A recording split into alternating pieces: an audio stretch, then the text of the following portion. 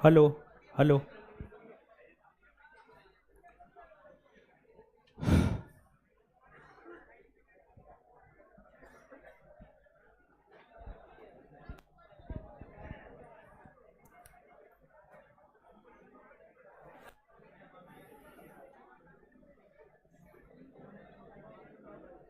Live कीजिए class. Class live हो गया है।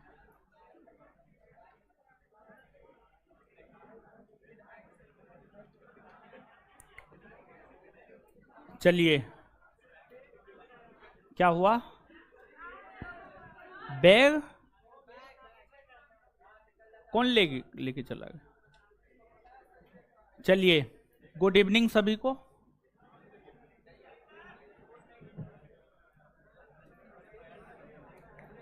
चलिए, शांत हो जाइए। अब शांत हो जाइए, हल्ला मत कीजिए। देखिए, आज से जो है एक नए सब्जेक्ट की शुरुआत कर रहे हैं, और जिस सब्जेक्ट की शुरुआत कर रहे हैं वह है भारत का भूगोल। भारत का भूगोल। भारत के भूगोल को हमें पढ़ना है। और देखिए कि हम डेमो नहीं दिए हुए थे, हम डेमो कहीं नहीं दिए हुए हैं। सिर्फ डेमो जो है ऑनलाइन डेमो है, ऑफलाइन डेमो नहीं है। ऑफलाइन ये बैच तो पहले से ही चल रहा है, ठीक है, ये बैच पहले से ही चल रहा है, इसलिए ऑफलाइन डेमो का कोई सवाल ही नहीं था। ये लोग आई कार्ड चेक नहीं किया है, आई कार्ड चेक करना चाहिए। खैर छोड़िए, अब जो लोग आ गए हैं तो ठीक है, आ गए हैं, कोई बात नहीं है। उधर पीछे में देख लीजिए, जो भी कोचिंग के स्टाफ है, देखिए पीछे में टीवी उबी चल रहा है। पीछे में, पीछे वाले क्लासरूम में सब जगह चल रहा है। क्या जगह नहीं है? चलिए ठीक है, बैठाइए, कैसे भी एडजस्ट कीजिए सबको, ठीक है।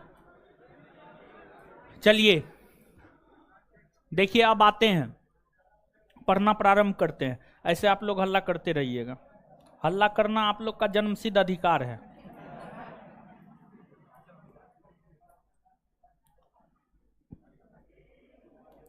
लेकिन आई कार्ड चेक कीजिए, जो भी कोचिंग के स्टाफ हैं सबको बोल रहे हैं कल से आई कार्ड चेक कीजिए। ये कोई नया बैच थोड़े है जी, यानी बैच में नया सब्जेक्ट है, बैच में नया सब्जेक्ट है, समझ गए? तो जो बच्चा इस बैच में पहले से एडमिशन लिया हुआ उसको आप बैठाइए। उसके बाद अगर जगह बचता है, उसके बाद तो जगह ही नहीं बचता है, ठीक है, बैच तो फुल है, उसके बाद जगह ही नहीं बचता है। तो ना तो एडमिशन लेने के लिए ऑफिस में एडमिशन बंद कर दीजिए, और दूसरी बात यह है कि आई कार्ड चेक करके घुसाइए, ठीक है। ऑनलाइन हम डेमो आपको दे देते हैं, ऑनलाइन एक सप्ताह एक चैप्टर के लिए डेमो दे देते हैं। ऑफलाइन हम डेमो नहीं दे सकते हैं, क्योंकि इस बैच में पहले से ही उतना बच्चा है, माफ कीजिएगा आप लोग हमको। भारत का भूगोल देखिए,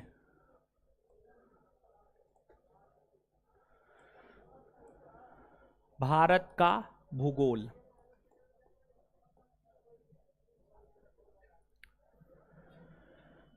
जितने भी एक दिवसीय परीक्षा है, सभी एक दिवसीय परीक्षा में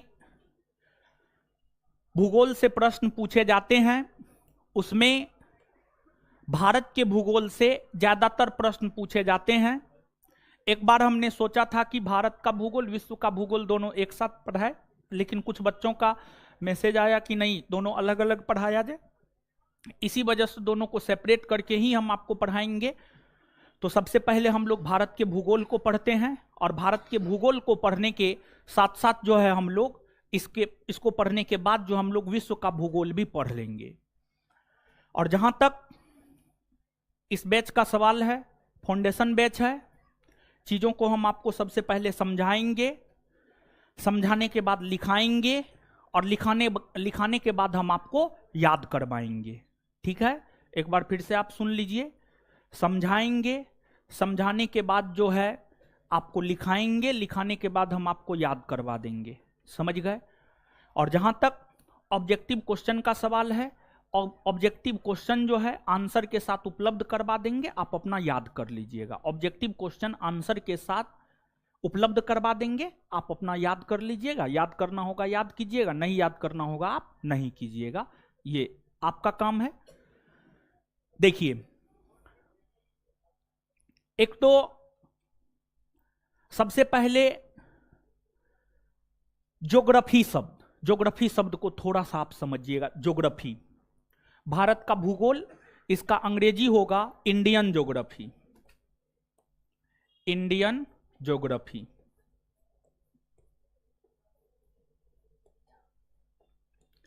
इंडियन ज्योग्राफी। तो यहां पर तो इंडियन मतलब भारत या भारतीय, ज्योग्राफी मतलब भूगोल। ज्योग्राफी ग्रीक भाषा के दो शब्द जियो प्लस ग्राफो से मिलकर बना है। जो ज्योग्राफी है, ज्योग्राफी, और कोई लड़का बोला था कि आगे वाला बेंच जो है, यानी आगे वाला बेंच पे कोई बैठा हुआ था, उसको खाली उली करवाए हैं आप लोग। कोई बेंच यहाँ पर रिजर्व नहीं है, जो पहले आएगा पहले बैठेगा, समझ गए। किसी को उठाने की कोई जरूरत नहीं है, ये गलत बात है। अभी हमको जाकर कोई लड़का कंप्लेन किया है कि आगे वाला बेंच पे हमको उठा दिया गया है, ठीक है। कोई बेंच रिजर्व नहीं है, यहाँ पर रिजर्व की कोई पद्धति नहीं है। जो पहले आएगा पहले बैठेगा, जो बाद में आएगा बाद में बैठेगा, ये गलत बात है, समझ गए। तो अगर आप उठाए हैं आगे से नहीं उठाइएगा कोई, ठीक है। दादागिरी एकदम नहीं, आराम से पढ़ने के लिए आए हैं। देखिए, आपको ज्यादा गर्मी है, किताब पे उतारिए ना जी, 8 घंटा के बदला 12 घंटा किताब पढ़िए ना, समझ गए। पढ़ने के लिए आराम से पढ़िए, रिक्वेस्ट है मेरा, निवेदन है आपसे, समझ गए।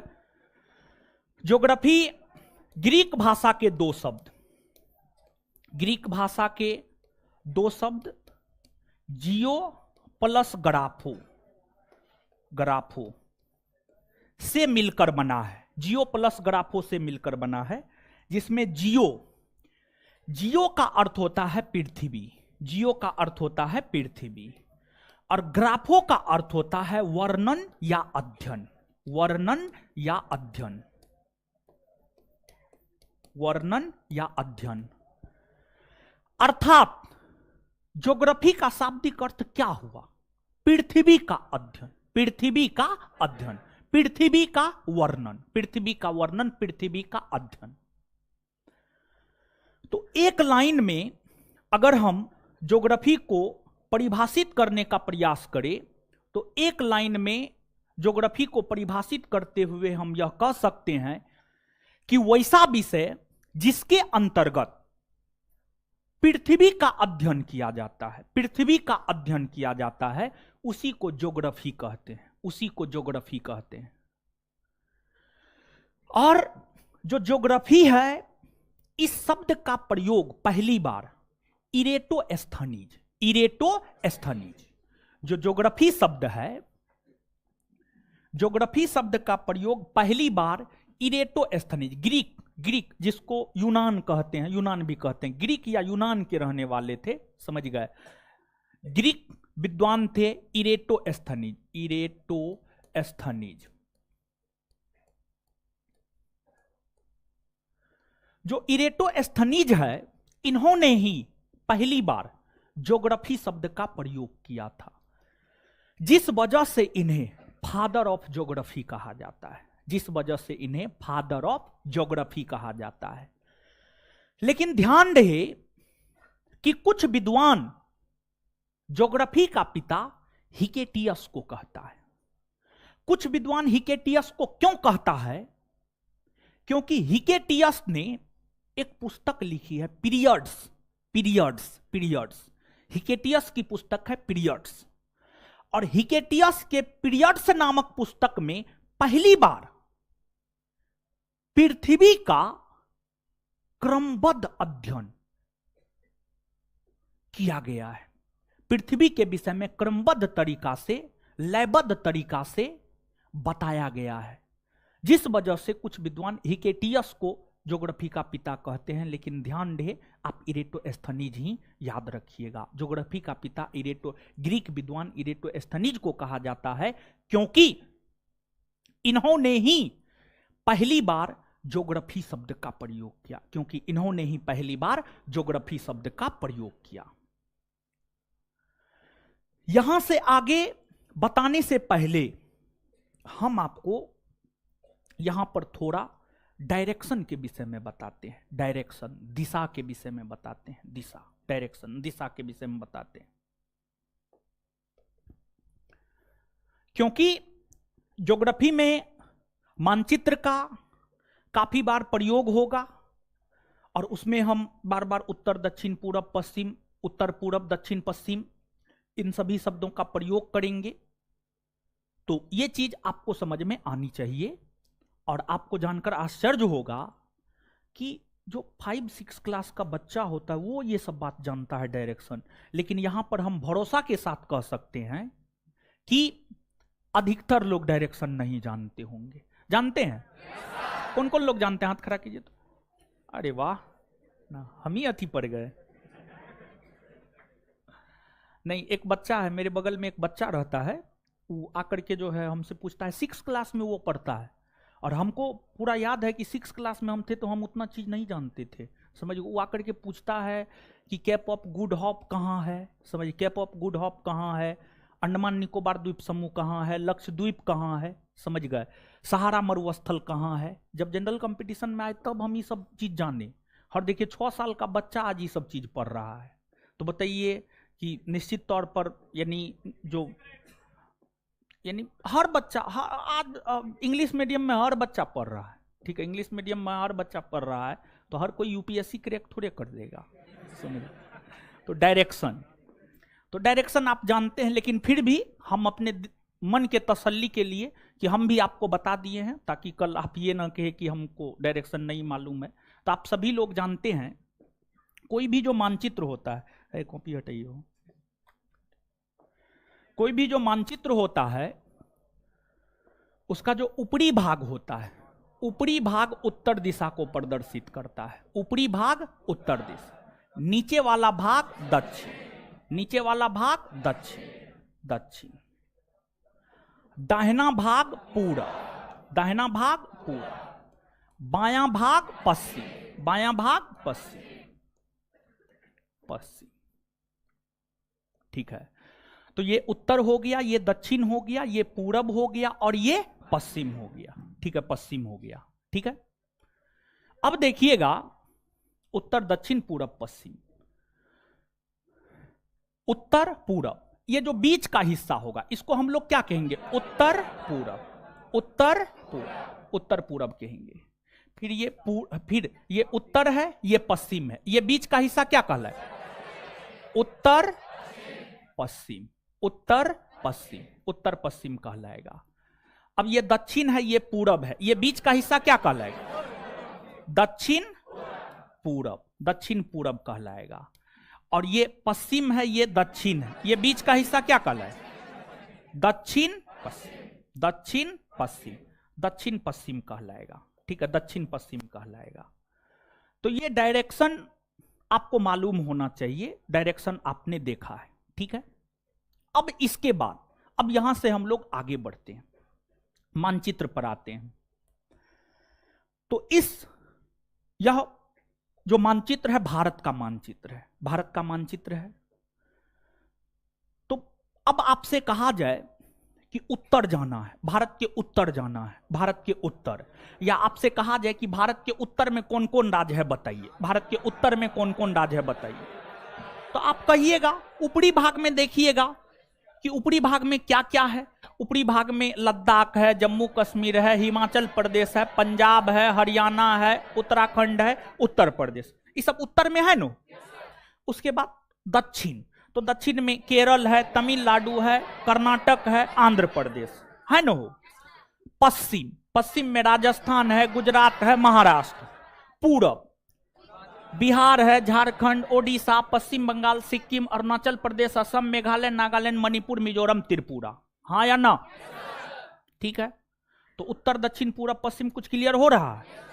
और जो है यहां पर अधिकतर लोग भारत के मानचित्र से अवगत होंगे, लेकिन फिर भी हम आपको यहां पर थोड़ी जानकारी दे देते हैं। थोड़ा सा आप देख लीजिए भारत में कौन राज्य कहां है, कहां नहीं है, और घर पे जाकर के ब्लैंक मानचित्र, देखिए अधिकतर लोग भारत के मानचित्र से अवगत हैं, हमको ये चीज पता है, लेकिन फिर भी हम आपको बताते हुए चल रहे हैं, समझ गए, ताकि आपको दिक्कत ना हो। तो भारत में आप सभी लोग जानते हैं, इससे पहले आपके बैच में हम पॉलिटी पढ़ाए हैं। पॉलिटी पढ़ाने के क्रम में हमने आपको ये बात बताया है कि जो अपना भारत है, भारत 28 राज्य और 8 केंद्र शासित प्रदेश में बटा हुआ है, हाँ या ना? 28 राज्य और 8 केंद्र शासित प्रदेश में भारत बटा हुआ है, ठीक है। अब भारत जो 28 राज्य और 8 केंद्र शासित प्रदेश में बटा हुआ है, समझ गए, इसमें आप मानचित्र पर देख सकते हैं 28 राज्य और 8 केंद्र शासित प्रदेश कौन कौन है। तो 8 केंद्र शासित प्रदेश में लद्दाख 1, जम्मू कश्मीर 2, चंडीगढ़ 3, दिल्ली 4, दादर नगर हवेली दमन और द्वीप 5, लक्षद्वीप 6, फिर जो है इधर आपको पुडुचेरी 7 और अंडमान निकोबार द्वीप समूह 8, अंडमान निकोबार द्वीप समूह 8, ये 8 केंद्र शासित प्रदेश है। तो एक बार देख लीजिएगा, लद्दाख यहां पर है, ये लद्दाख केंद्र शासित प्रदेश है, सबसे उत्तर में है एकदम लद्दाख है। फिर उसके नीचे में जम्मू कश्मीर है, पहले लद्दाख और कश्मीर, जम्मू कश्मीर दोनों एक ही हुआ करता था, जम्मू कश्मीर कहलाता था, आज 2 भाग में बट गया है, एक आपको लद्दाख कहलाता है और एक आपको जम्मू कश्मीर कहलाता है। तो 2 केंद्र शासित प्रदेश यहां हो गया। फिर एक जो है यहां पर है चंडीगढ़, पंजाब और हरियाणा हिमाचल प्रदेश तीनों के बॉर्डर पर लगभग आपको यहां पर चंडीगढ़ है, समझ गए, चंडीगढ़ है। फिर यहां पर हरियाणा और उत्तर प्रदेश के बीच में यहां पर दिल्ली है, हरियाणा और उत्तर प्रदेश के बीच में यहां पर क्या है, दिल्ली, यहां पर दिल्ली है, समझ गए, दिल्ली है। फिर यहां पर दादर नगर हवेली और दमन और द्वीप है, दादर नगर हवेली और दमन और द्वीप है। फिर यहां पर लक्षद्वीप है, क्या है, लक्षद्वीप है। फिर यहां पर पुडुचेरी है, क्या है, पुडुचेरी है। और पुडुचेरी के बाद यहां पर अंडमान निकोबार द्वीप समूह, क्या है, अंडमान निकोबार द्वीप समूह है। ये तो केंद्र शासित प्रदेश की अवस्थिति को आपने देखा, केंद्र शासित प्रदेश की अवस्थिति को आपने देखा।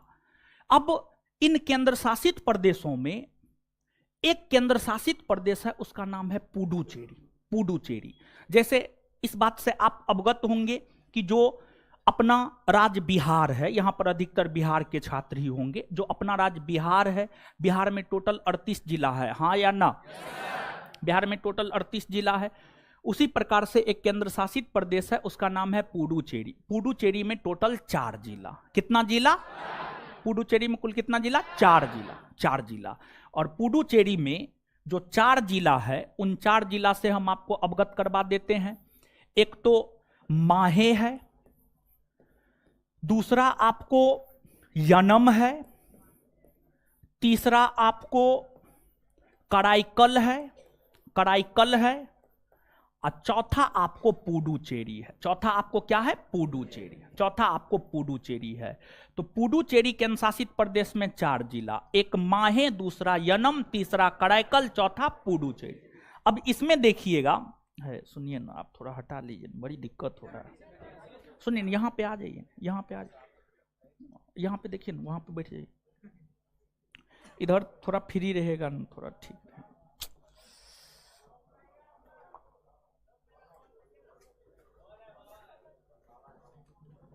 है।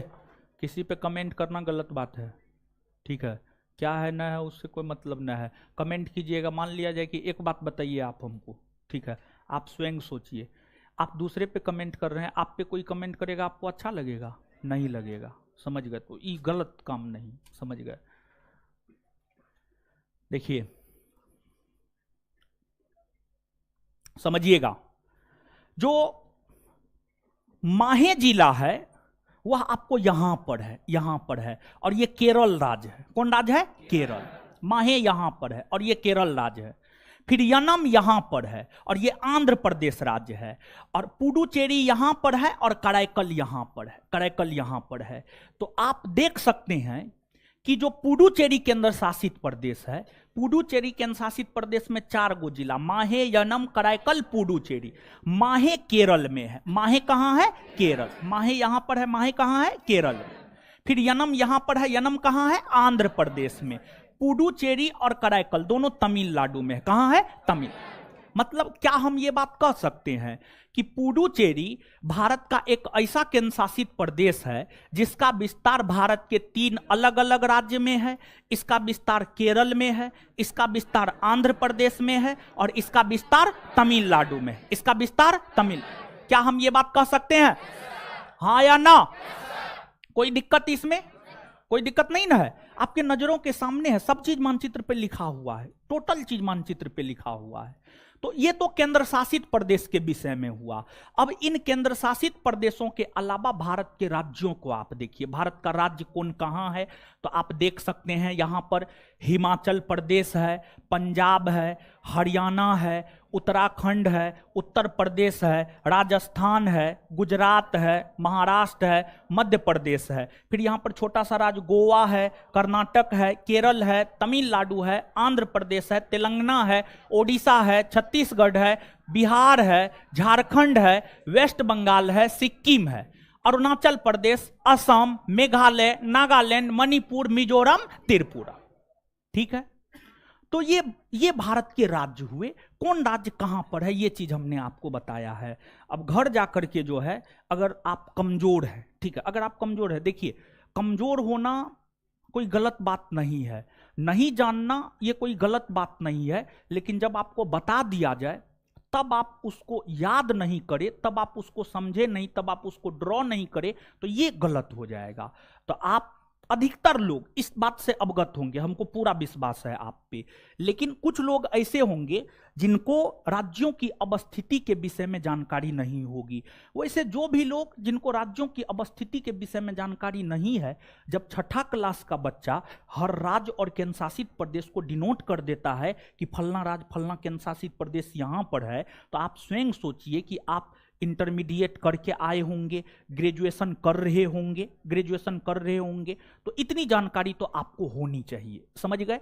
तो एक ब्लैंक मानचित्र, आप मानचित्र जरूर खरीद लीजिएगा, समझ गए? मानचित्र आप जरूर खरीद लीजिएगा और मानचित्र पर जो है इन चीजों को, सभी राज्य को डिनोट कर दीजिएगा। अगर आपको आता है तब कोई दिक्कत नहीं, एक बार देख लेना है, अगर नहीं आता है तो ब्लैंक मानचित्र लेकर कर लेना है। समझ गए? अब ये तो हम आपको बता दिए हैं। अब अगर हम भारत की बात करें, भारत भी तो विश्व का एक पार्ट है, विश्व का एक देश है। भारत कोई अलग थोड़ी है जी, भारत विश्व का एक देश है, विश्व का एक देश है, विश्व का एक पार्ट है। जैसे बिहार भारत का एक पार्ट है, उत्तर प्रदेश भारत का एक पार्ट है, पश्चिम बंगाल भारत का एक पार्ट है। जैसे आपका नाक, आपका मुंह, आपका कान, आपके शरीर का एक पार्ट, आपके शरीर का एक पार्ट है, और सबको मिलाकर एक मानव शरीर बनता है। जब मुंह, नाक, कान सब चीज मिला दीजिएगा, हाथ पैर सब चीज मिला दीजिएगा, तब जाकर के मानव शरीर बनता है। उसी प्रकार से विश्व के सभी देश, विश्व के सभी महादेश, विश्व के सभी महासागर, सभी द्वीप, सभी प्रायद्वीप, सब चीज को मिलाकर इस संसार का निर्माण हुआ है, सब चीज को मिलाकर इस संसार का निर्माण हुआ है। और अगर हम विश्व को देखें तो ये विश्व का मानचित्र है, ये विश्व का मानचित्र है। अगर हम विश्व को देखें तो विश्व को टोटल 7 महादेश, टोटल 7 महादेश और 5 महासागर तथा 179 अक्षांश रेखा और 360 देशांतर रेखा में बांटा गया है। 360 देशांतर रेखा में बांटा गया है, 360 देशांतर रेखा में बांटा गया है। तो सबसे पहले हम लोग यहां पर महादेश और महासागर समझते हैं। महादेश किसे कहा जाता है, महासागर किसे कहा जाता है, द्वीप किसे कहा जाता है, प्रायद्वीप किसे कहा जाता है, ये सब बात हम लोग थोड़ा सा समझते हैं। कुछ लोग इन चीजों को जानते भी होंगे, जो जानते हैं अच्छी बात है, जो नहीं जानते हैं वो जानिए।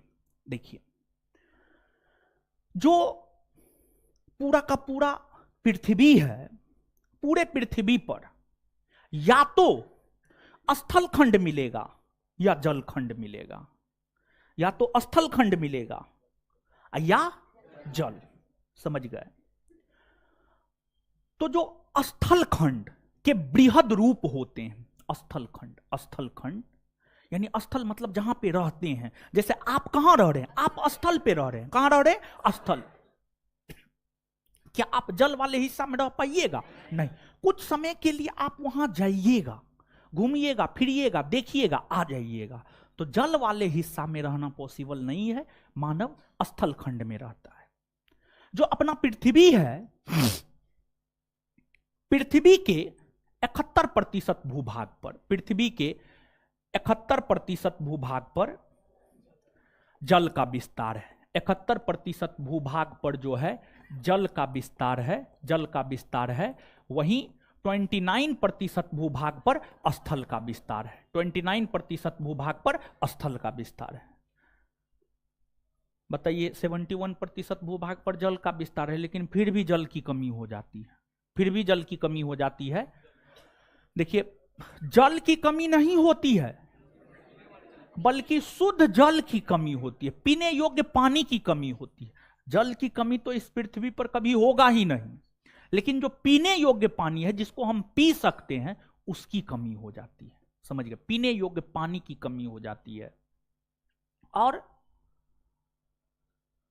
आप देख सकते हैं, ये नॉर्थ अमेरिका स्थल खंड का बृहद रूप है, बड़ा रूप है। ये साउथ अमेरिका स्थल खंड का बृहद रूप है। अफ्रीका स्थल खंड का बृहद रूप है। यूरोप स्थल खंड का बृहद रूप है। एशिया स्थल खंड का बृहद रूप है। ऑस्ट्रेलिया स्थल खंड का बृहद रूप है। अंटार्कटिका स्थल खंड का बृहद रूप है। तो सामान्य तौर पर महादेश या महाद्वीप, महादेश या महाद्वीप, स्थल खंड के जो सबसे बृहद भाग होते हैं, स्थल खंड का जो सबसे बृहद भाग होता है, सबसे बड़ा भाग होता है, उसी को महाद्वीप या महादेश कहा जाता है। पूरे विश्व को 7 महादेश में बांटा गया है, और जो 7 महादेश में बांटा गया है, north America 1, south America 2, Europe 3, Africa 4, Asia 5, Australia 6, Antarctica 7, Antarctica 7। इन महादेशों में जो सबसे बड़ा महादेश है क्षेत्रफल के आधार पर एशिया है, एशिया है। दूसरा सबसे बड़ा महादेश अफ्रीका, तीसरा उत्तरी अमेरिका, चौथा दक्षिणी अमेरिका, पांचवा अंटार्कटिका, छठा यूरोप, सातवां ऑस्ट्रेलिया। यानी सबसे बड़ा महादेश एशिया, सबसे बड़ा महादेश एशिया, और सबसे छोटा महादेश ऑस्ट्रेलिया, सबसे छोटा महादेश ऑस्ट्रेलिया, ऑस्ट्रेलिया। इसी प्रकार से विश्व को 5 महासागर में बांटा गया है। महासागर ओशिन, ओशिन, ओशिन। जल के बृहद यानी वैसा भूभाग जहां बृहद स्तर पर जल का विस्तार देखने को मिलता है, उसी को महासागर कहा जाता है। और विश्व को जो 5 महासागर में बांटा गया है, प्रशांत, प्रशांत, अटलांटिक, हिंद, आर्कटिक और अंटार्कटिका, अंटार्कटिका। अब देखिएगा यहां पर, ये आपको नॉर्थ अमेरिका है, साउथ अमेरिका है, एशिया है, ऑस्ट्रेलिया है। विश्व यानी पृथ्वी, पृथ्वी की अगर हम बात करें तो पृथ्वी क्या है? गोल है। पृथ्वी क्या है? गोल है। ठीक है, यहां पर 3D फिगर है नहीं। जब आप 3D फिगर को देखेंगे तो आपको ये पूरा का पूरा, ठीक है, ये जो पूरा एरिया आपको नजर आ रहा है, और इधर ये जो पूरा आपको नजर आ रहा है, समझ गए, ये पूरा, ये इधर से कनेक्ट हो जाएगा। ठीक है, इधर से कनेक्ट हो जाएगा, या फिर ये इधर से कनेक्ट हो जाएगा। यानी कहने का मतलब ये हुआ कि हम आपको यहां पर यह बात दिखाना चाहते हैं कि जो आपको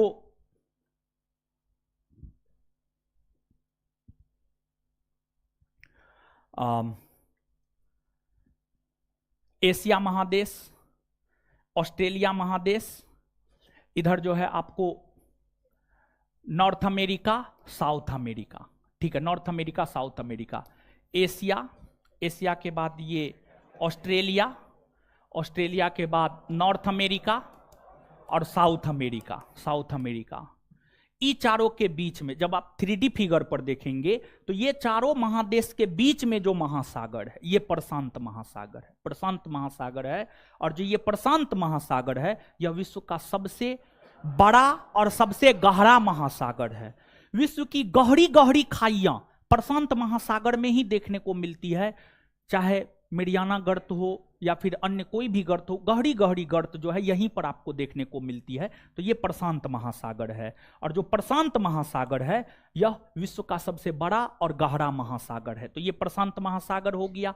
ये आपको अटलांटिक महासागर हो गया। North America, south America, Europe और अफ्रीका के बीच में जो महासागर है अटलांटिक महासागर हो गया। फिर आपको एशिया, अफ्रीका और ऑस्ट्रेलिया के बीच में जो महासागर है ये हिंद महासागर हो गया। और ये ऊपर में जो है आर्कटिक महासागर हो गया, आर्कटिक महासागर हो गया। और ये जो नीचे में है अंटार्कटिका महासागर, नीचे में अंटार्कटिका महासागर। और ध्यान दीजिएगा, सबसे बड़ा महासागर प्रशांत महासागर, तो वही सबसे छोटा आर्कटिक, सबसे छोटा आर्कटिक, सबसे छोटा आर्कटिक। ठीक है, तो ये बात तो आप समझ गए होंगे। इतना बात समझ में आया? एक बार बताइए तो, विश्व का सबसे बड़ा महादेश, सबसे बड़ा महादेश, सबसे छोटा, सबसे छोटा ऑस्ट्रेलिया। इसके बाद आगे बताइएगा, सबसे बड़ा महासागर, सबसे बड़ा महासागर, सबसे छोटा महासागर आर्कटिक, सबसे छोटा, सबसे छोटा। इतना बात क्लियर? चलिए अब इसके बाद जो है हम आपको यहां पर एक चीज, आप मानचित्र को गौर से देखिएगा। ठीक है, मानचित्र को गौर से देखिएगा और इसके बाद हम आपसे पूछेंगे। ठीक है, मानचित्र को देख रहे हैं आप लोग, देख रहे हैं ना मानचित्र को? तो मानचित्र पे आप थोड़ा सा गौर फरमाइए। तो क्या आपको इस मानचित्र के ऊपर लाइन खींचा हुआ नजर आ रहा है? लाइन खींचा हुआ नजर आ रहा है? देखिए, ये लाइन खींचा हुआ है ऐसे, ये लाइन ऐसे खींचा हुआ है, फिर ये लाइन ऐसे खींचा हुआ है, फिर ये लाइन ऐसे खींचा हुआ है। इस प्रकार का लाइन क्या आपको नजर आ रहा है? हाँ या ना? नजर आ रहा है? चलिए, इस प्रकार का लाइन आपको नजर आ रहा है। अब डायरेक्शन तो आप जानते हैं, किधर उत्तर है, किधर दक्षिण है, किधर पूरब है, किधर पश्चिम है। ये बात तो अभी आप तुरंत देखे हैं, हम भी आपको बताएं, आप पहले से भी जानते हैं। तो ये उत्तर होगा ना? हो उत्तर होगा ना? ये दक्षिण होगा ना? हो दक्षिण होगा। ये पूरब होगा ना? ये पूरब होगा ना? ये पश्चिम होगा ना? पश्चिम होगा ना? तो एक बात बताइए, मानचित्र पर एक लाइन आप देख रहे हैं कि उत्तर से दक्षिण खींचा हुआ है, हाँ या ना? है, खींचा हुआ है ना? हो। और मानचित्र पर एक दूसरा लाइन आप देख रहे होंगे कि पूरब से पश्चिम या पश्चिम से पूरब। ठीक है, पश्चिम से पूरब या पूरब से पश्चिम खींचा हुआ है, हाँ या ना? तो मानचित्र के ऊपर जो है एक लाइन उत्तर से दक्षिण खींचा हुआ है और एक लाइन जो है पश्चिम से पूरब खींचा हुआ है, पश्चिम से पूरब। इतना बात क्लियर है? चलिए, अगर आपको इतना बात क्लियर है तो अक्षांश और देशांतर भी आपको क्लियर हो जाएगा। ठीक है, देखिए, एक लाइन में अगर कहे तो मानचित्र के ऊपर जो खड़ी लाइन होती है उसको देशांतर, और जो पड़ी लाइन होती है उसको अक्षांश। जो पड़ी लाइन होती है उसको अक्षांश और जो खड़ी लाइन होती है उसको देशांतर। एक लाइन में अगर कहना चाहे तो, या मानचित्र पर उत्तर से दक्षिण की ओर खींची गई लाइन को देशांतर रेखा और पश्चिम से पूरब की ओर खींची गई लाइन को अक्षांश रेखा। क्या कहा जाता है? अक्षांश, अक्षांश रेखा कहा जाता है। ठीक है, अक्षांश रेखा कहा जाता है। अब यहां पर आप समझिएगा कि देखिए, हम ई लाइन खींच रहे हैं, ई लाइन क्या होगा बताइए तो? क्या होगा? क्या होगा? ये देशांतर होगा ना? चलिए, अब ये लाइन खींच रहे हैं, बताइए क्या होगा? क्या होगा? क्या होगा? इतना बात क्लियर? चलिए, इतना बात अगर आपको समझ में आ गया है तो अब जो पृथ्वी है, संपूर्ण पृथ्वी को 179 अक्षांश रेखा और 360 देशांतर रेखा में बांटा गया है। जो पूरा का पूरा पृथ्वी है, पूरे पृथ्वी की अगर हम बात करें तो पूरे पृथ्वी को जो है 179 अक्षांश रेखा, 179 अक्षांश रेखा और 360 देशांतर रेखा, 360 देशांतर रेखा में बांटा गया है, 360 देशांतर रेखा में बांटा गया है। ठीक है, अब 179 अक्षांश रेखा में, 179 अक्षांश रेखा में कुछ महत्वपूर्ण अक्षांश रेखा है। 0 डिग्री, 23.5 डिग्री उत्तर, 23.5 डिग्री दक्षिण, 66.5 डिग्री उत्तर, 66.5 डिग्री दक्षिण, 90 डिग्री उत्तर, 90 डिग्री दक्षिण, 90 डिग्री उत्तर, 90 डिग्री दक्षिण, ये सब महत्वपूर्ण अक्षांश रेखा है। तो 179 अक्षांश रेखाओं में, 179 अक्षांश रेखाओं में एक है 0 डिग्री अक्षांश रेखा। एक क्या है? 0 डिग्री अक्षांश रेखा। और जो 0 डिग्री अक्षांश रेखा है, यह पृथ्वी के लगभग बीचों बीच से होकर गुजरती है। यह पृथ्वी के लगभग बीचों बीच से होकर गुजरती है। तो यह पृथ्वी है, पृथ्वी के बीचों बीच से होकर यह जो रेखा गुजर रही है, यह 0 डिग्री अक्षांश रेखा है। क्या है? 0 डिग्री अक्षांश रेखा। यह 0 डिग्री अक्षांश रेखा है।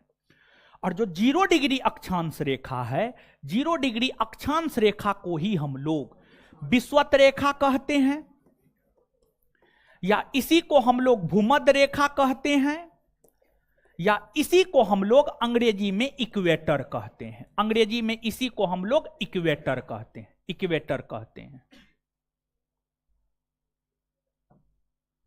और पृथ्वी को इस संदर्भ में, अभी के संदर्भ में आप वृत्त मान लीजिए। क्या मान लीजिए? वृत्त। वृत्त, वृत्त लगभग गोलाकार होता है, पृथ्वी को लगभग आप गोलाकार मान लीजिए। जब आप पृथ्वी को गोलाकार मानते हैं, वृत्ताकार मानते हैं, तो वृत्त के मध्य से जो रेखा गुजरती है उसे हम लोग क्या कहते हैं? व्यास। क्या कहते हैं? व्यास। व्यास कहते हैं। और व्यास वृत्त को 2 भाग में विभाजित करते हैं। जो व्यास होता है वह वृत्त को 2 भाग में विभाजित करती है। जिस प्रकार से व्यास वृत्त को 2 भागों में, 2 बराबर भागों में विभाजित करती है, उसी प्रकार से जो ये 0 डिग्री अक्षांश रेखा, विषुवत रेखा, भूमध्य रेखा या इक्वेटर है, यह पृथ्वी को 2 बराबर भाग में विभाजित करती है। यह पृथ्वी के 2 बराबर भाग में विभाजित करती है। जब आप इससे ऊपर जाइएगा तो आपको उत्तरी गोलार्ध मिलेगा। इससे ऊपर के पार्ट को उत्तरी गोलार्ध कहा जाता है। क्या कहा जाता है? उत्तरी गोलार्ध। तो ये वाला पार्ट आपको उत्तरी गोलार्ध है। क्या है? उत्तरी गोलार्ध। फिर भूमध्य रेखा, विषुवत रेखा या अक्षांश या इक्वेटर, 0 डिग्री अक्षांश या इक्वेटर से जब आप नीचे आते हैं, दक्षिण आते हैं, तो यह दक्षिणी गोलार्ध कहलाता है। क्या कहलाता है? दक्षिणी गोलार्ध। दक्षिणी गोलार्ध कहलाता है। क्या कहलाता है? दक्षिणी गोलार्ध। दक्षिणी गोलार्ध कहलाता है। तो भूमध्य रेखा जो कि पृथ्वी के बीचों बीच से होकर गुजरती है, पृथ्वी को 2 बराबर भाग में बांटती है, उत्तरी गोलार्ध और दक्षिणी, उत्तरी गोलार्ध और दक्षिणी। एक बात बताइए, क्या हम ये बात कह सकते हैं कि नॉर्थ अमेरिका, यूरोप, एशिया, ये सभी उत्तरी गोलार्ध में है? हाँ या ना? इसके बाद क्या हम ये बात कह सकते हैं कि अंटार्कटिका और ऑस्ट्रेलिया दक्षिणी गोलार्ध में है? हाँ? हाँ या ना? साथ ही साथ क्या हम यहां पर यह बात कह सकते हैं कि जो साउथ अमेरिका है और अफ्रीका है, इन दोनों महादेश का विस्तार दोनों गोलार्ध में है, उत्तरी गोलार्ध में भी है और दक्षिणी गोलार्ध में? क्या हम ये बात कह सकते हैं? हाँ या ना?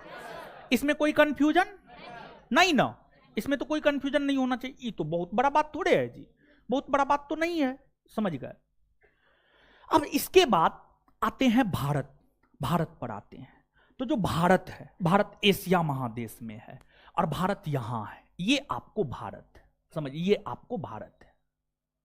तो ये आपको भारत है, तो क्या हम भारत के विषय में कह सकते हैं कि भारत का विस्तार उत्तरी गोलार्ध में है? हाँ?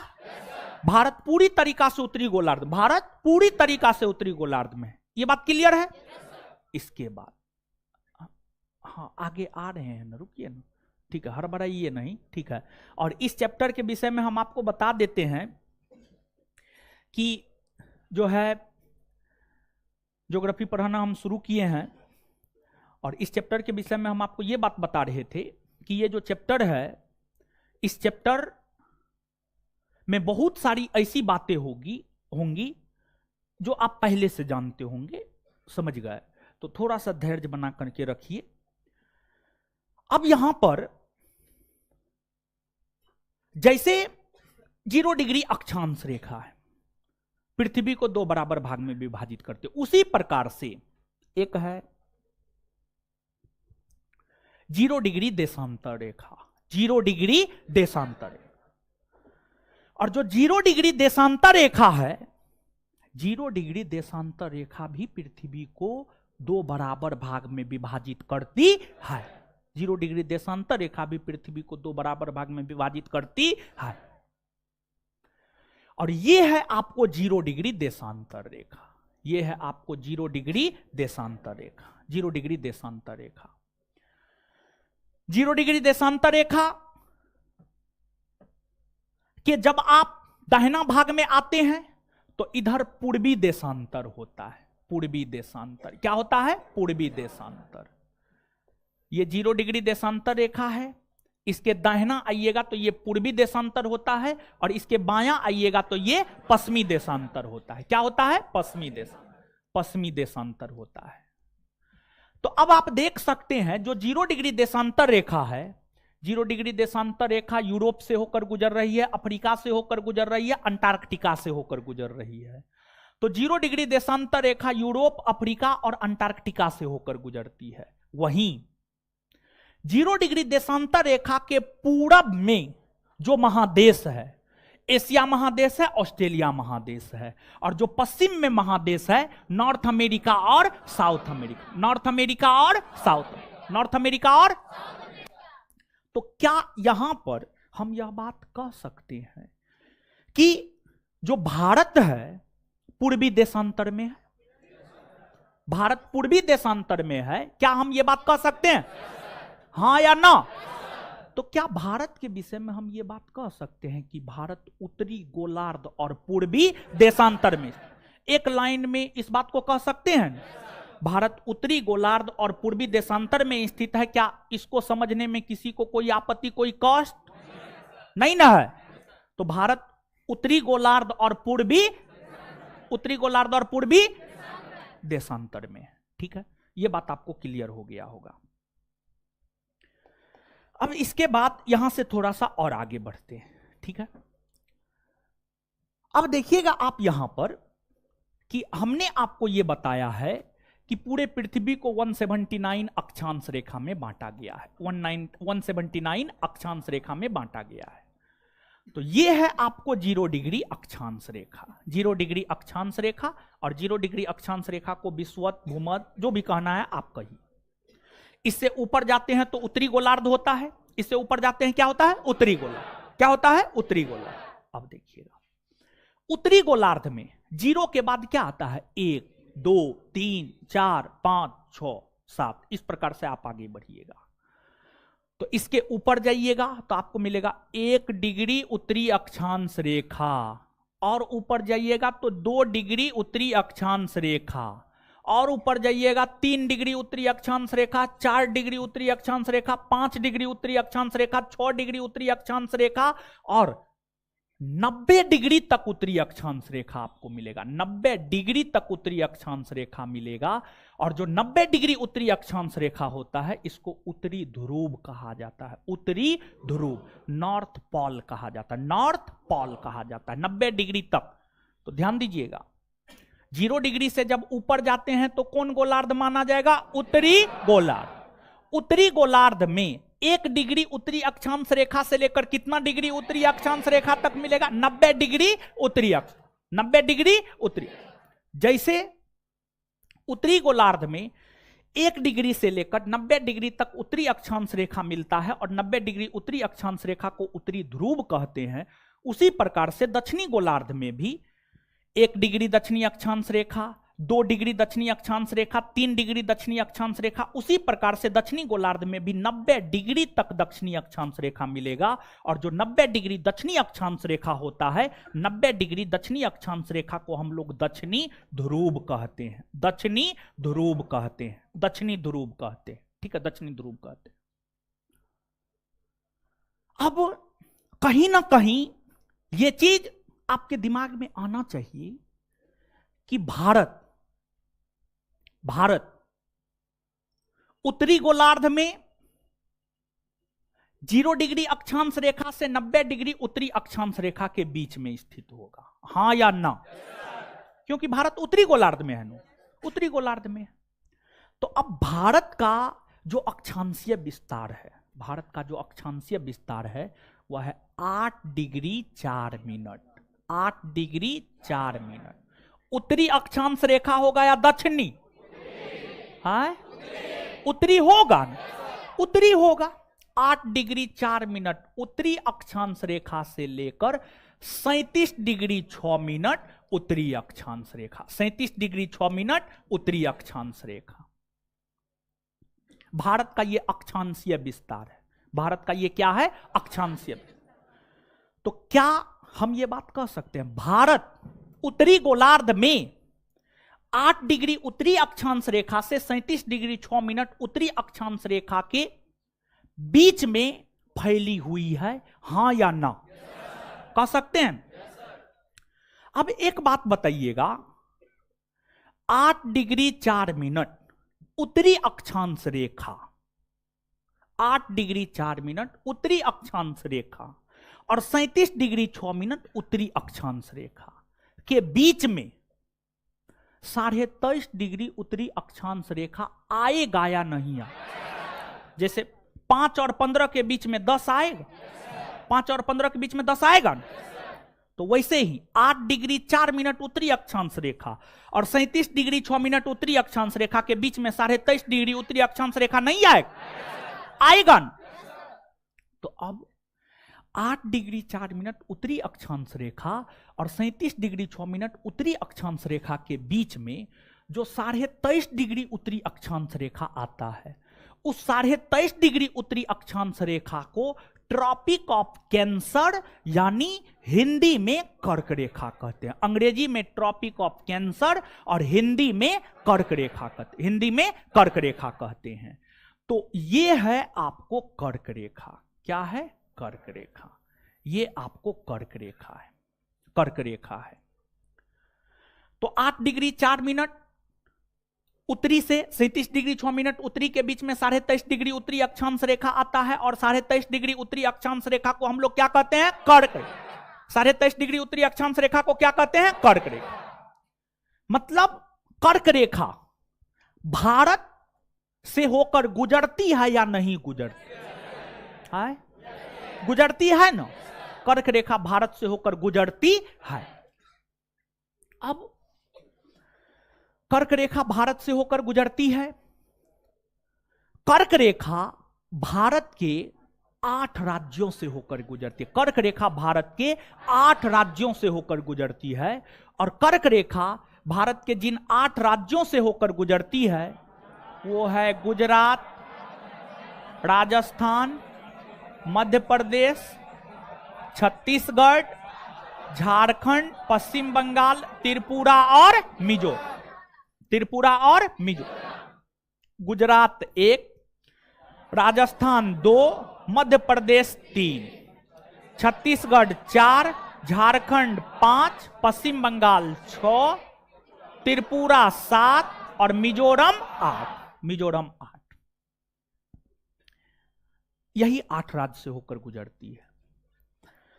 और क्या आपको कर्क रेखा ऐसा नहीं एहसास हो रहा है कि लगभग भारत के बीचों बीच से होकर गुजर रही है? क्या ऐसा एहसास आपको नहीं हो रहा? एकदम हो रहा है। समझिए, एकदम हो रहा है। कर्क रेखा एक ऐसी काल्पनिक रेखा है जो भारत के लगभग बीचों बीच से होकर गुजरती है। और जब भारत के बीचों बीच से होकर गुजरती है तो स्वाभाविक सी बात है, हम कह सकते हैं कि कर्क रेखा भारत को दो बराबर भाग में, लगभग दो बराबर भाग में विभाजित करती है। कर्क रेखा के ऊपर जाएंगे उत्तर भारत और नीचे आएंगे दक्षिण, नीचे आएंगे दक्षिण, नीचे आएंगे दक्षिण भारत। अब जब आप कर्क रेखा के ऊपर जाइएगा उत्तर भारत, नीचे आइएगा दक्षिण भारत, ठीक है। यूपीपीसीएस का पूछा हुआ यह क्वेश्चन है, कौन ऐसी काल्पनिक रेखा है जो भारत को लगभग दो बराबर भाग में विभाजित करती है, तो इसका उत्तर होगा कर्क रेखा। क्या होगा? कर्क। अब देखिएगा कि कर्क रेखा जो भारत के 8 राज्यों से होकर गुजरती है, उसको याद रखने का ट्रिक है मित्र पर गमछा झाड़। लेकिन हम एक नया ट्रिक इजाद किए हैं, गरम छाछ पी तृप्ति मिलेगी। समझ गए? गरम छाछ पी तृप्ति मिलेगी, गरम छाछ पी तृप्ति मिलेगी। ग से गुजरात, र से राजस्थान, म से मध्य प्रदेश, छ से छत्तीसगढ़, झ से झारखंड, प से पश्चिम बंगाल, त्र से त्रिपुरा, मी से मिजोरम, मी से। देखिए एक बात बताइए, ये भारत है, भारत का ये कौन भाग है? हो कौन भाग? पश्चिम या पूरब? पश्चिम ना हो, पश्चिम, पश्चिम। और जब ये भारत का पश्चिमी भाग है तो स्वाभाविक सी बात है, ये क्या हो जाएगा? भारत का पूर्वी भाग। क्या हो जाएगा? पूर्वी भाग, पूर्वी भाग। तो एक बात आप देखिएगा, कर्क रेखा भारत के पश्चिम में सबसे पहले गुजरात, फिर राजस्थान, फिर मध्य प्रदेश, फिर छत्तीसगढ़, झारखंड, पश्चिम बंगाल, त्रिपुरा और मिजोरम। इस ट्रिक को देखिए, ग से गुजरात, फिर र से राजस्थान, म से मध्य प्रदेश, छ से छत्तीसगढ़, झ से झारखंड, प से पश्चिम बंगाल, त्र से त्रिपुरा, मी से। तो मित्र पर गमछा झाड़ के बदले अगर आप इस ट्रिक को याद रख लीजिएगा तो आपको पश्चिम से पूरब में क्रम भी याद हो जाएगा, पश्चिम से पूरब में क्रम भी याद हो जाएगा। फिर क्रम अलग से करने की कोई जरूरत नहीं है। अगर मान लिया जाए कि पश्चिम से पूरब में क्रम आपको याद है और पूरब से पश्चिम में पूछ दिया तो क्या आप नहीं बता पाइए? बता दीजिएगा ना। तो मित्र पर गमछा झाड़ पुराना हो गया है, उसको भूल करके नया ये ट्रिक आप याद रख लीजिएगा। देखिए यहां पर एक चीज बताते हैं, हर बैच में बताते हैं तो आपके बैच में भी बता रहे हैं, ठीक है। छाछ समझते हैं क्या होता है? समझते होंगे आप लोग ऐसे ही बहुत समझदार है, समझ गए। देखिए गांव घर की जो महिला होती है ना, ऐसे महिला कंजूस होती है, ठीक है। महिला अपने परिवार के सदस्यों के अलावा अन्य सभी के लिए कंजूस मक्खी चूस होती है। अपने परिवार के लिए वो जान तक दे देगी, अपने बेटा के लिए, अपने पति के लिए, समझ गए। बाद बाकी के लिए वो कंजूस, महाकंजूस। जो कहना है आप कह लीजिए, जो कहना है कर लीजिए ना अपना, आप अपना समझ जाइए। जो महिला होती है, गांव घर की महिला, अगर उनके यहाँ गाय भैंस है तो वो जो है दूध गर्म करके छाली निकाल करके रखती है, ठीक है। छाली, छाली समझते हैं ना? अरे दूध को गर्म करने के बाद उस पर जो ऊपरी परत बनता है उसी को छाली कहा जाता है हम लोग के साइड में, समझ गए। तो लगभग महीना दिन तक किसी बर्तन में रखने के बाद, 1 महीना पूरा होने के बाद जो है उसको अलग बर्तन में ले करके उसको मथती है, समझ गए। मथती है, एक रही होता है, समझ गए। रही, रही समझते हैं? जिससे दाल को घाटा जाता है, ठीक है, ऐसे ऐसे करके, समझ गए। उसी को रही कहा जाता है। तो एक बर्तन में छाली लेकर के जो है उसको मथती है, तो फिर होता यह है कि क्रीम ऊपर आ जाता है और जलीय पदार्थ नीचे चले जाते हैं, ठीक है। तो जो क्रीम ऊपर आ जाता है उसको जब आप आग पे चढ़ाइएगा तो उससे घी प्राप्त होता है। और जो पानी होता है, पानी को देहाती भाषा में घोड़ कहा जाता है, इसमें घोड़ कहा जाता है, घोड़, समझे? हाँ जो भी है समझे। गांव घर में जिस रोज ये काम होता है उस रोज उसके परिवार में जो है बड़ी बजका बनेगा, समझ गए, क्योंकि उसमें जो है उसका प्रयोग हो जाता है। ठीक है, वही जो पानी का बचा यानी दूध का छाली का जो बचा हुआ पानी वाला पार्ट होता है, उसी को जब सुधा जैसी कंपनी, अमूल जैसी कंपनी पैक कर देती है तो उसी को छाछ कहा जाता है, समझ गए।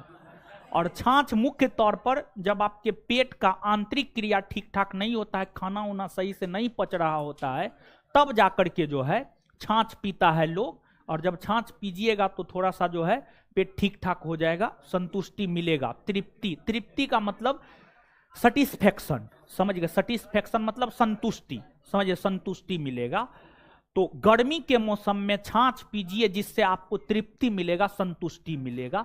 इस संदर्भ में समझ करके जो है आप इसको याद रख सकते हैं। अब इसके बाद आप देख सकते हैं कुछ राज्यों से होकर तो कर्क रेखा गुजरती है, लेकिन कर्क रेखा के ऊपर में जाइएगा तो ये उत्तर भारत होता है और नीचे आइएगा तो दक्षिण भारत होता है।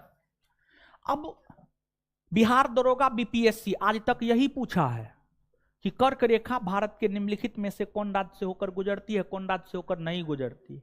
लेकिन बिहार पुलिस पूछा है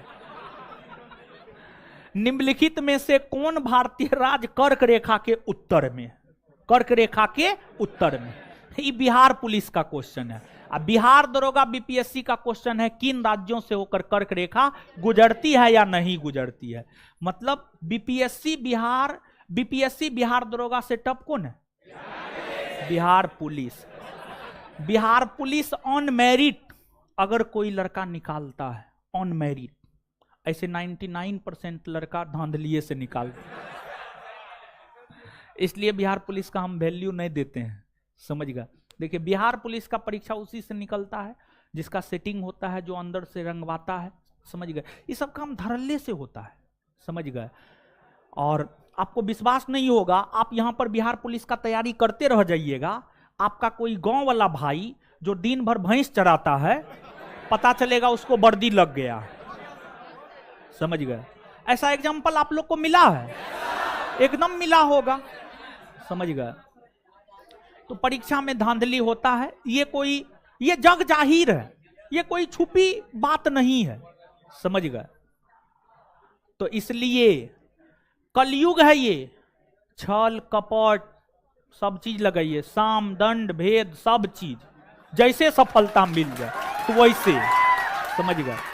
यहां पर कलयुग में राजा हरिश्चंद्र बनने की जरूरत नहीं है। अगर आप राजा हरिश्चंद्र बने दिक्कत है, फिर जल्दी नौकरी नहीं लगेगा, ये सत्य है। चलिए देखिए, तो अब बिहार पुलिस पूछा है तो यहां पर जानना तो जरूरी हो जाता है कि कौन उत्तर में है, कौन दक्षिण में।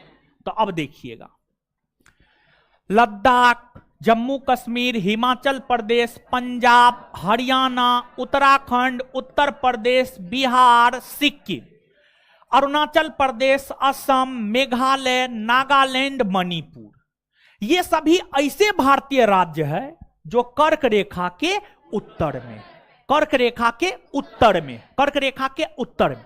और देखिए क्वेश्चन कितना टफ किया था, जानते हैं? जो ऑप्शन दिया था, ऑप्शन ई वाला राज्य का दिया था। बिहार पुलिस का काम देखिए, ठीक है। ऑप्शन में क्या सब था? मिजोरम, मणिपुर, मिजोरम, मणिपुर, ओडिशा, छत्तीसगढ़, ओडिशा, छत्तीसगढ़, ये सब था ऑप्शन में। यानी क्वेश्चन ये था, निम्नलिखित में से कौन भारतीय राज्य कर्क रेखा के उत्तर में है? ऑप्शन सुनिए, मिजोरम, मणिपुर, त्रिपुरा, मिजोरम, मणिपुर, ओडिशा, छत्तीसगढ़। आंसर होगा मणिपुर। क्या होगा? देखिए इधर वाला जो है ना थोड़ा सा याद नहीं रहता है, ठीक है, इधर वाला थोड़ा सा याद नहीं रहता है। एक चीज यहां पर आप जानिए कि ये जो 7 गो राज्य है ना, अरुणाचल प्रदेश सबसे ऊपर में, अरुणाचल प्रदेश है, फिर ये असम है, मेघालय है, नागालैंड है, मणिपुर है, मिजोरम है और त्रिपुरा है। गिनिएगा तो 7 गो हो जाएगा। अरुणाचल प्रदेश 1, असम 2, मेघालय 3, नागालैंड 4, मणिपुर 5, मिजोरम 6, त्रिपुरा 7। इन 7 राज्यों को 7 सिस्टर, 7 बहनों वाली राज्य कहा जाता है। और इन 7 राज्यों को 7 सिस्टर यानी 7 बहनों वाली राज्य इस वजह से कहा जाता है क्योंकि ये सभी राज्य परस्पर एक दूसरे पर निर्भर है, परस्पर एक दूसरे पर निर्भर है। क्यों निर्भर है? आप किसी और पर क्यों निर्भर होते हैं? मान लिया जाए कि आपके रूम में आप रात में 12 बजे खाना बनाने के लिए गए और मान लिया जाए कि नमक ही नहीं, ठीक है, नमक ही नहीं है। बिना नमक का खाना बनेगा? तो पड़ोसी से लीजिएगा ना। तो मतलब आपके पास नमक नहीं है तो आप पड़ोसी पर निर्भर हुए नमक के लिए।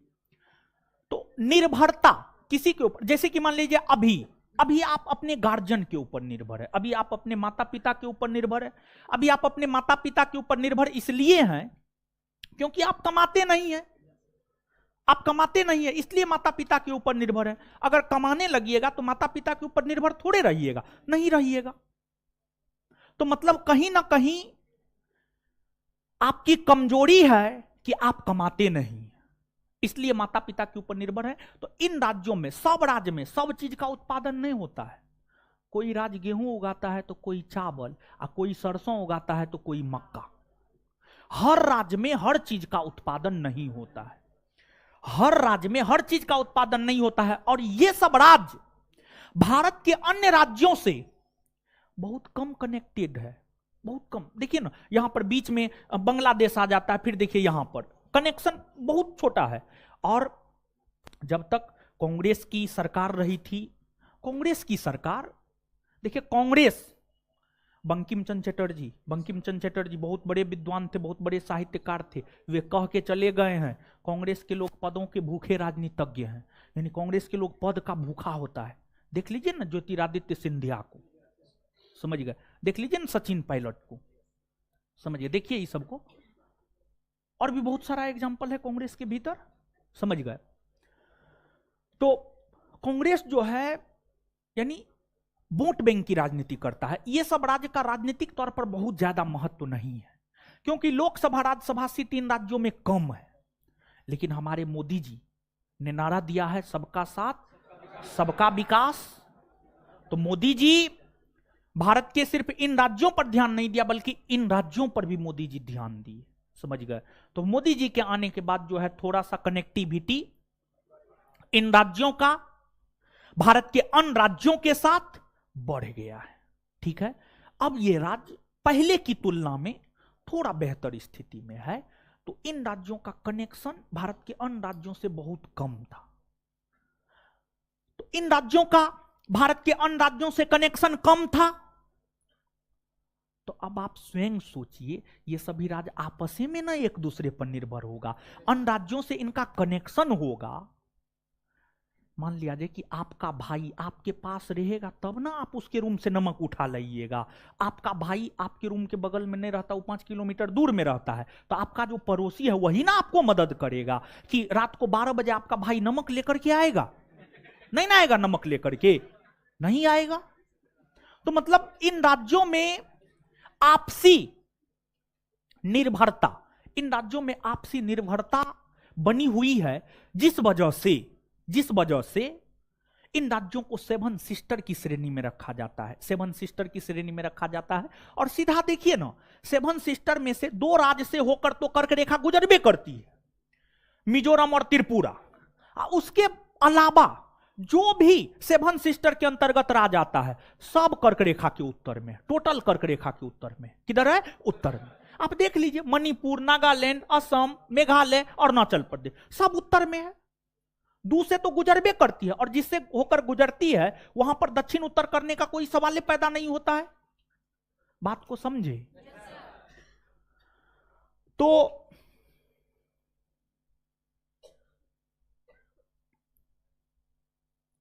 और एक बार कम करना, चलिए। तो यहां पर हम कह सकते हैं कि लद्दाख, जम्मू कश्मीर, हिमाचल प्रदेश, पंजाब, हरियाणा, उत्तराखंड, उत्तर प्रदेश, बिहार, सिक्किम, अरुणाचल प्रदेश, असम, मेघालय, नागालैंड, मणिपुर, ये सभी कर्क रेखा के उत्तर में, कर्क रेखा के उत्तर में। फिर महाराष्ट्र, गोवा, कर्नाटक, केरल, तमिलनाडु, आंध्र प्रदेश, तेलंगाना, ओडिशा, ये सभी राज्य कर्क रेखा के दक्षिण में है। हाँ या ना? कह सकते हैं ना? तो कौन राज्य कर्क रेखा से होकर गुजरती है? कर्क रेखा किन किन राज्यों से होकर गुजरती है? कौन राज्य कर्क रेखा के उत्तर में है और कौन राज्य कर्क रेखा के दक्षिण में है? ये सब बात क्लियर क्लियर हो गया ना? यहां से अब हम लोग थोड़ा सा आगे बढ़ते हैं, ठीक है?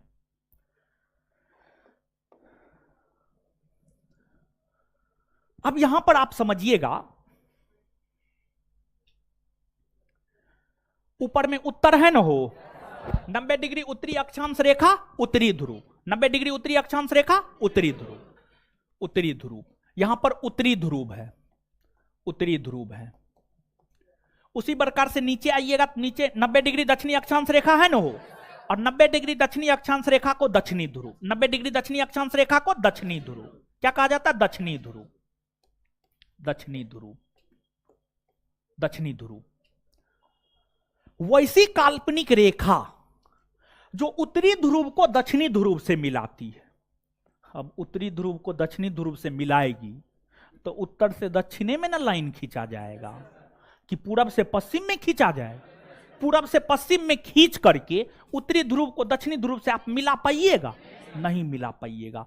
तो वैसी काल्पनिक रेखा जो उत्तरी ध्रुव को दक्षिणी ध्रुव से मिलाती है उसी को देशांतर रेखा कहा जाता है। क्या कहा जाता है? देश। और ये 0 डिग्री देशांतर रेखा है। 0 डिग्री देशांतर रेखा पूरे पृथ्वी को 2 भागों में विभाजित करती है। इससे दाहिना जाइएगा तो पूर्वी देशांतर, इससे बायां आइएगा तो पश्चिमी देशांतर। क्या होता है? पश्चिमी देशांतर।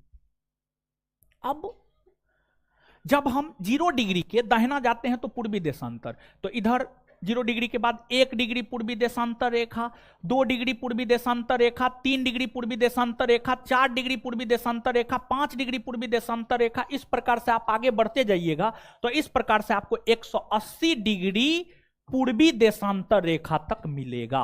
180 डिग्री पूर्वी देशांतर रेखा तक आपको मिलेगा। उसी प्रकार से जब आप 0 डिग्री के बायां साइड आइएगा तो यहां पर पश्चिमी देशांतर, और पश्चिमी देशांतर में भी 1 डिग्री पश्चिमी देशांतर रेखा, 2 डिग्री पश्चिमी देशांतर रेखा, 3 डिग्री पश्चिमी देशांतर रेखा, और इधर भी 180 डिग्री तक पश्चिमी देशांतर रेखा मिलेगा। 180 डिग्री तक पश्चिमी देशांतर रेखा मिलेगा। समझ गए? तो एक है 0 डिग्री देशांतर रेखा, यह है 0 डिग्री देशांतर रेखा, 0 डिग्री देशांतर रेखा, 0 डिग्री देशांतर रेखा, और 0 डिग्री देशांतर रेखा के पूरब में 180 डिग्री तक पूर्वी देशांतर रेखा, और 0 डिग्री देशांतर रेखा के पश्चिम में 180 डिग्री तक पश्चिमी देशांतर रेखा, 180 डिग्री तक पश्चिमी देशांतर। तो क्या हम यह बात कह सकते हैं कि जो अपना देश भारत है वह 0 डिग्री देशांतर रेखा और 180 डिग्री पूर्वी देशांतर रेखा के बीच में स्थित है? हाय बोलिए ना, हाँ या ना? कह सकते हैं ना? 0 डिग्री और 180 डिग्री पूर्वी के बीच में है जी, यहां पर भारत है ना जी? ठीक है, यहां पर भारत है। तो 0 डिग्री देशांतर रेखा और 180 डिग्री पूर्वी देशांतर रेखा के बीच में अपना देश भारत स्थित है। अब भारत का देशांतरीय विस्तार क्या है?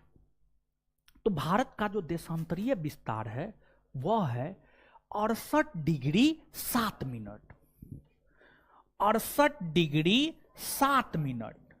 पूर्वी होगा या पश्चिमी? हाँ, पूर्वी। क्या होगा? पूर्वी।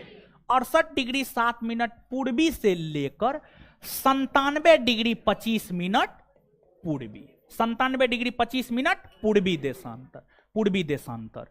तो भारत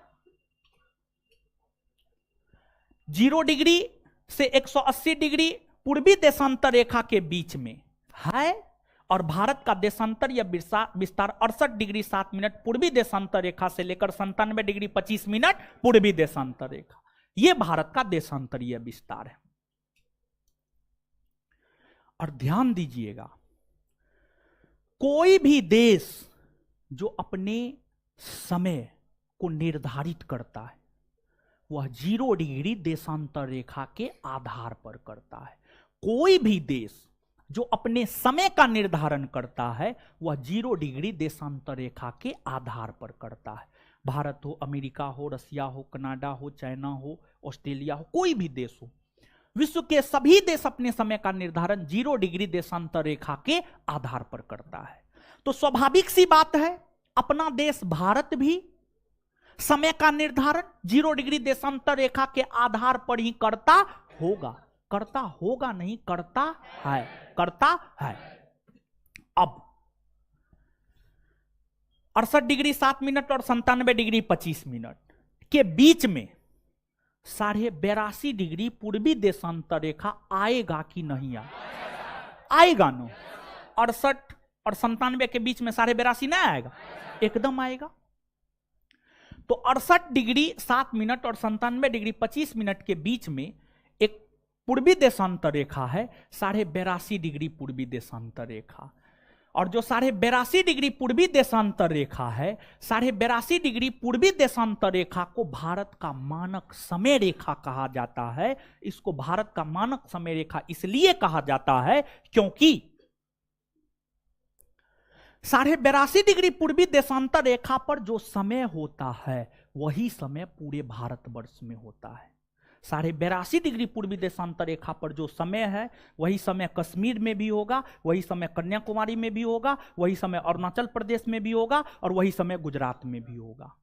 अगर 82.5 डिग्री पूर्वी देशांतर रेखा पर अभी रात का 8:53 हो रहा है, कश्मीर में भी 8:53 है, कन्याकुमारी में भी 8:53, अरुणाचल प्रदेश में भी 8:53 और गुजरात में भी 8:53। पूरे भारतवर्ष में 8:53 हो रहा होगा। पूरे भारतवर्ष में कहीं भी ऐसा नहीं होगा कि 8:00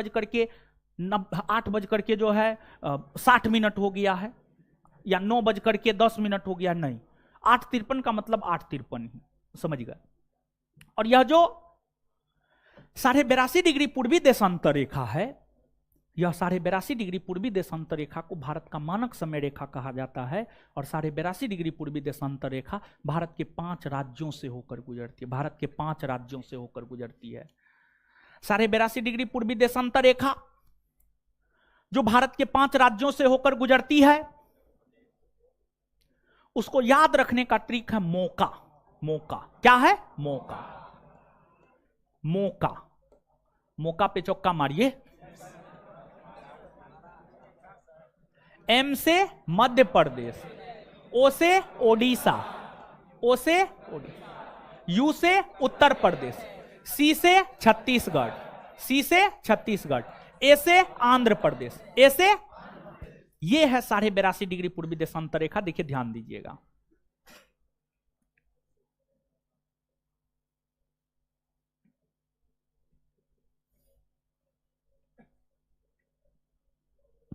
देखिए, उत्तर प्रदेश से होकर गुजर रही है, मध्य प्रदेश से होकर गुजर रही है, छत्तीसगढ़ से होकर गुजर रही है, ओडिशा से होकर गुजर रही है और आंध्र प्रदेश से होकर गुजर रही है। तो उत्तर प्रदेश 1, मध्य प्रदेश 2, छत्तीसगढ़ 3, ओडिशा 4, आंध्र प्रदेश 5। ये 5 राज्य से होकर गुजरती है। और इस पर जो समय है वही समय पूरे भारतवर्ष में होगा। चाहे इसके पश्चिम आ जाइए या इसके पूरब चले जाइए या इसके उत्तर चले जाइए या इसके दक्षिण चले जाइए, कहीं भी चले जाइए, समय वही होगा जो 82.5 डिग्री पूर्वी देशांतर रेखा पर होगा। अब यहां पे आप थोड़ा गौर कीजिए। जब आप थोड़ा गौर करेंगे तो क्या हम ये बात कह सकते हैं कि लद्दाख, जम्मू कश्मीर, हिमाचल प्रदेश, पंजाब, हरियाणा, उत्तराखंड, राजस्थान, गुजरात, महाराष्ट्र, गोवा, कर्नाटक, केरल, तमिलनाडु, आंध्र प्रदेश, तमिलनाडु, तेलंगाना, ये सभी 82.5 डिग्री पूर्वी देशांतर रेखा के पश्चिम में है? कह सकते हैं? एकदम कह सकते हैं। साथ ही साथ क्या हम ये कह सकते हैं बिहार, झारखंड, बंगाल, सिक्किम, अरुणाचल प्रदेश, असम, मेघालय, नागालैंड, मणिपुर, मिजोरम, त्रिपुरा, ये सभी 82.5 डिग्री पूर्वी देशांतर रेखा के पूरब में है? हाँ, कह सकते हैं ना? हाँ या ना? अब इसके अलावे देखिए, आप थोड़ा गौर कीजिएगा थोड़ा गौर कीजिएगा तो आपको यहां पर पता चलेगा कि जो 23.5 डिग्री उत्तरी अक्षांश रेखा यानी कर्क रेखा है और जो 82.5 डिग्री पूर्वी देशांतर रेखा यानी जिसे भारत का मानक समय रेखा कहा जाता है, एक दूसरे को काट रही है, एक दूसरे को यहां पर काट रही है। और ये राज्य है छत्तीसगढ़। कौन राज्य है? मतलब कर्क रेखा और 82.5 डिग्री पूर्वी देशांतर रेखा एक दूसरे को छत्तीसगढ़ राज्य में प्रतिच्छेद करती है, एक दूसरे को छत्तीसगढ़ राज्य में काटती है। क्या हम ये बात कह सकते हैं? हाँ या ना? अब इसके अलावे थोड़ा सा आप और गौर कीजिएगा कि जो कर्क रेखा है और 82.5 डिग्री पूर्वी देशांतर रेखा है, ये दोनों ऐसी काल्पनिक रेखा है जो भारत के दो राज्यों से होकर गुजरती है, जो भारत के दो राज्यों से होकर, दोनों रेखा भारत के दो राज्य से होकर गुजरती है। एक मध्य प्रदेश और दूसरा छत्तीसगढ़। देखिए आप, मध्य प्रदेश से होकर कर्क रेखा गुजर रही है। हाँ, मध्य प्रदेश से होकर 82.5 डिग्री पूर्वी देशांतर रेखा गुजर रही है। हाँ, छत्तीसगढ़ से होकर कर्क रेखा गुजर रही है। हाँ, छत्तीसगढ़ से होकर 82.5 डिग्री पूर्वी देशांतर रेखा गुजर रही है। हाँ, इन दो राज्यों के अलावा अन्य कोई राज्य आपको नहीं मिलेगा जिससे होकर कर्क रेखा और 82.5 डिग्री पूर्वी देशांतर रेखा दोनों गुजरती हो। इन दो राज्यों के अलावा तीसरा आपको कोई नहीं मिलेगा।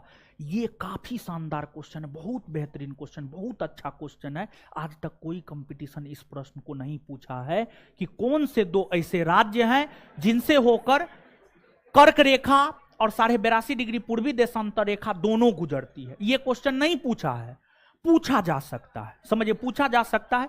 यह क्वेश्चन तो बहुत सारा बार पूछ दिया गया है कि कर्क रेखा और 82.5 डिग्री पूर्वी देशांतर रेखा एक दूसरे को किस राज्य में प्रतिच्छेद करती है। यह प्रश्न तो कई बार पूछ दिया गया है, लेकिन कौन से दो राज्य कॉमन है यह बात नहीं पूछा गया। आशा करते हैं यह सब बात आप समझ पा रहे हो, हाँ या ना?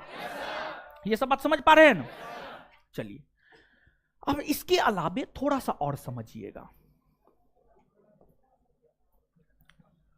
देखिए, ध्यान दीजिएगा, हम या आप या मानव जाति जिस ग्रह पर रहते हैं, हम आप या मानव जाति, हम आप या मानव जाति जिस ग्रह पर रहते हैं वह पृथ्वी है, वह आपको पृथ्वी है। और जो पृथ्वी है, पृथ्वी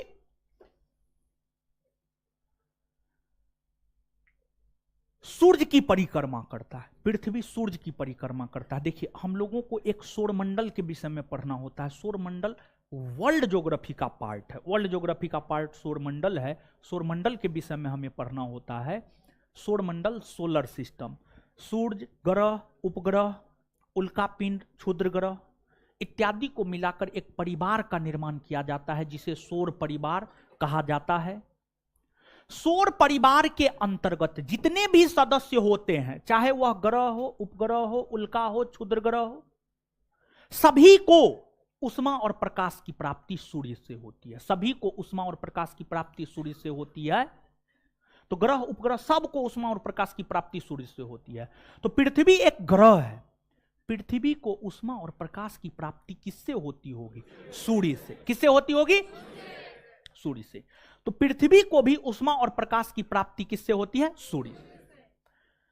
और जैसे घर में पिताजी हैं, कमाने वाले पिताजी हैं, पिताजी कमा कर लाते हैं, सब लोग खाते हैं, तो सूर्य पूरा एनर्जी कमाता है और ग्रह उपग्रह सब खाता है। अब पिताजी से अगर पैसा लेना है तो ऐसे पिताजी पैसा दे देंगे? 72 बार चक्कर कटवाएंगे तब जाकर के अंतिम में देंगे। समझ गए? तो अब ऐसे तो सूर्य उष्मा प्रकाश नहीं दे देगा। तो ग्रह सूर्य की परिक्रमा करता है, पृथ्वी भी सूर्य की परिक्रमा करता है। पृथ्वी जब सूर्य की परिक्रमा करता है तब जाकर उसको उष्मा और प्रकाश की प्राप्ति होती है। उष्मा और प्रकाश की, ये सब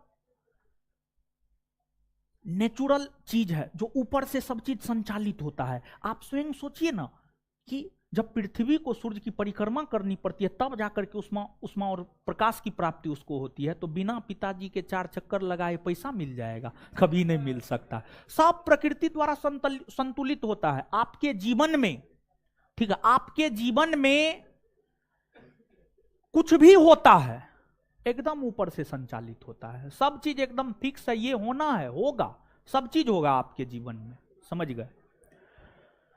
तो अब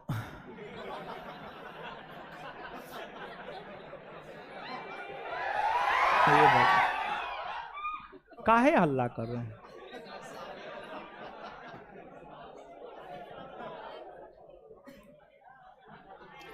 आप लोग का शादी होगा? भरम में जी रहे हैं महाराज। अब लड़की और लड़की का गार्जियन बहुत सचेत हो गया है।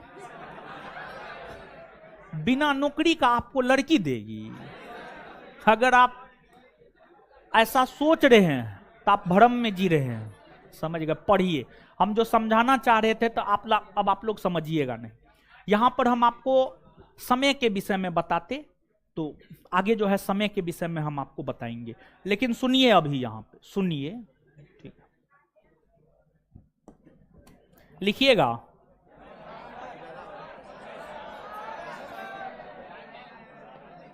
नहीं लिखिएगा।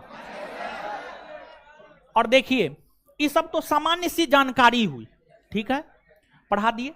लेकिन अभी जो है अगले क्लास में जब हम आएंगे तो आप हमको थोड़ा सिलेबस के विषय में याद दिला दीजिएगा, ठीक है? अगले क्लास में आएंगे तो आप बोल दीजिएगा सिलेबस।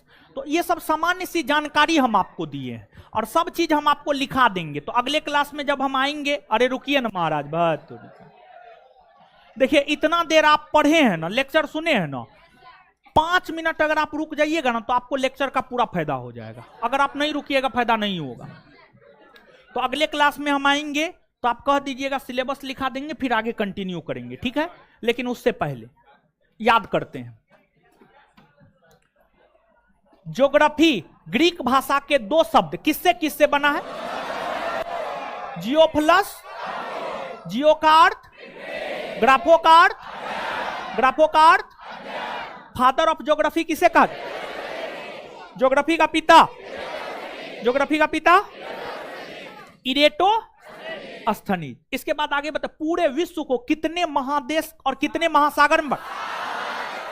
7 महादेश और सबसे बड़ा महादेश, सबसे छोटा, सबसे बड़ा महासागर प्रशांत, सबसे बड़ा, सबसे छोटा आर्कटिक ना। भारत कौन गोलार्ध में? उत्तरी। कौन देशांतर में? पूर्वी। पूर्वी। भारत का अक्षांशीय विस्तार कहां से कहां? 8 डिग्री 4 मिनट से 37 डिग्री 6 मिनट। भारत का देशांतरीय विस्तार कहां से कहां? 68 डिग्री 7 मिनट से 97 डिग्री, 68 डिग्री 7 मिनट से 97 डिग्री 25 मिनट। इसके बाद कर्क रेखा भारत के बीचों बीच से होकर गुजरती है, हाँ या ना? कौन ऐसी काल्पनिक रेखा है जो भारत को 2 बराबर भाग में विभाजित कर? कौन है? कर्क रेखा भारत के कितने राज्यों से होकर? कितने राज्यों से होकर? पहला, दूसरा, तीसरा, चौथा, पांचवा, छठा, सातवां, आठवां। क्लियर है? इसके बाद 82.5 डिग्री पूर्वी देशांतर रेखा भारत का मानक समय रेखा है। कितने राज्यों से होकर? कितने राज्यों से? पहला, दूसरा, तीसरा, चौथा, पांचवा। अच्छा, कर्क रेखा और 82.5 डिग्री पूर्वी देशांतर रेखा एक दूसरे को कहां काटती है? कहां काटती है? छत्तीसगढ़ में। कौन से 2 राज्य है जहां से कर्क रेखा 82.5 डिग्री पूर्वी देशांतर रेखा दोनों गुजरती है? मध्य प्रदेश और मध्य प्रदेश और इतना बात क्लियर है? बिहार कर्क रेखा के उत्तर में या दक्षिण में? बिहार, सिक्किम, सिक्किम, अरुणाचल प्रदेश, अरुणाचल प्रदेश उत्तर, अरुणाचल प्रदेश, महाराष्ट्र, महाराष्ट्र, महाराष्ट्र दक्षिण न, पंजाब, पंजाब, पंजाब, तेलंगाना, तेलंगाना, 82.5 डिग्री पूर्वी देशांतर रेखा के पूरब में बिहार है या पश्चिम में? किधर है? महाराष्ट्र किधर है? महाराष्ट्र, सिक्किम, सिक्किम, राजस्थान, राजस्थान क्लियर है? याद हो गया ना? चलिए ठीक है, अगले क्लास में इसको लिखा देंगे, फिर आगे बताएंगे। धन्यवाद सभी लोगों का। रात है, थोड़ा लड़की को निकलने दे दीजिएगा। देखिए कितना 2 मिनट तो टाइम लगा। लड़की को थोड़ा निकलने दे दीजिएगा, रात है, लड़की को निकलने दे दीजिएगा भाई जी लोग।